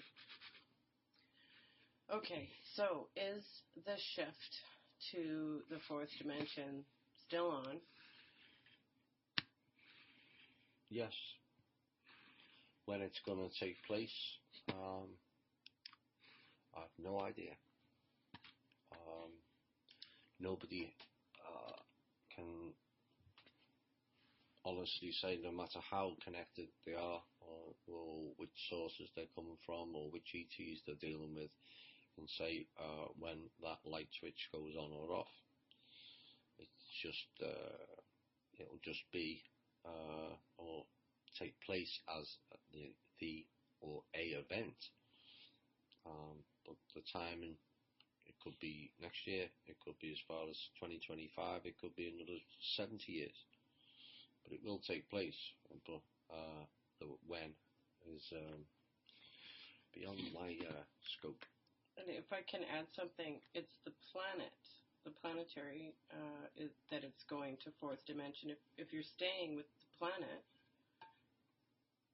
then you're going to 4D.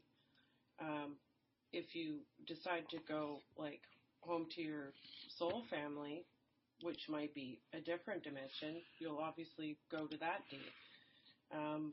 You know, there's lots of souls here that are originally from like 6D or something. This planet did go down a density or two from what it was at in the past. So, but I know that the planet itself is going to the next triad of dimensions. So if you're staying with the planet, when she goes, you go. But you could also go to your soul origin family home, and that might be a different density altogether. Okay. That's what sounds, don't know.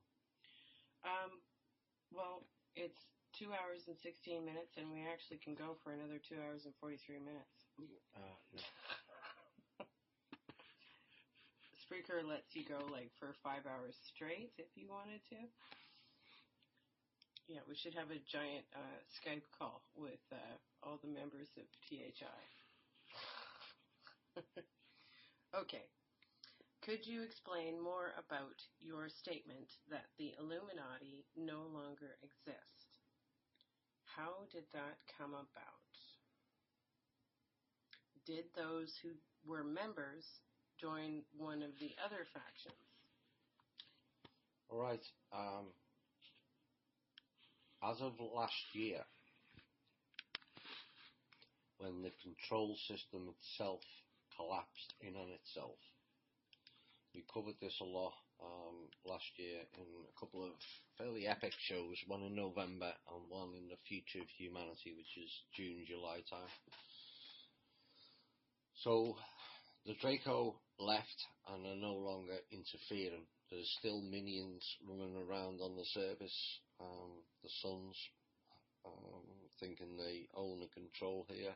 Eventually they'll realise that will become futile once certain members quit taking their orders. Many have already done so.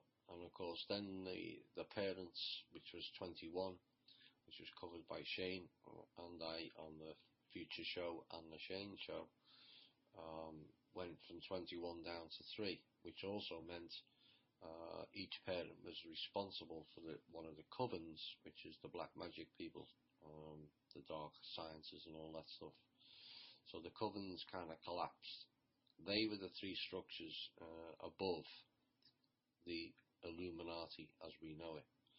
Now the Illuminati are generally more familiar known people, be it politicians or certain other of government officials, presidents, or acting as presidents and stuff like that.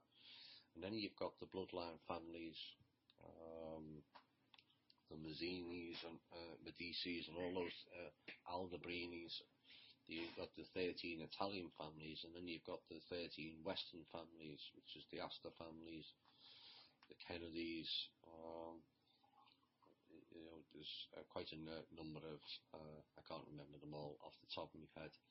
And so they were the ones who are more familiar as being the Illuminati. Well, once the top structure collapsed, you got to remember these people were used to taking orders. Well, they suddenly saw an opportunity for themselves that they could take control in their particular group. So what was initially one group, and in particular the Nazi and the Zionist group, were always one, despite the rubbish we're told about World War II. They were always one group, and they split into two, and some of them play for both sides, Clinton being one of them. She's in the Bush group, which is the Nazi faction, and she's also operating on behalf of the Zionist faction and Israel. I think we're all quite clear on that. So the Illuminati itself, or that particular organization, ceased to exist, but it spun off into 5 factions: the Asian, the Nazi, the Zionist, the Jesuit, and the secret society groups.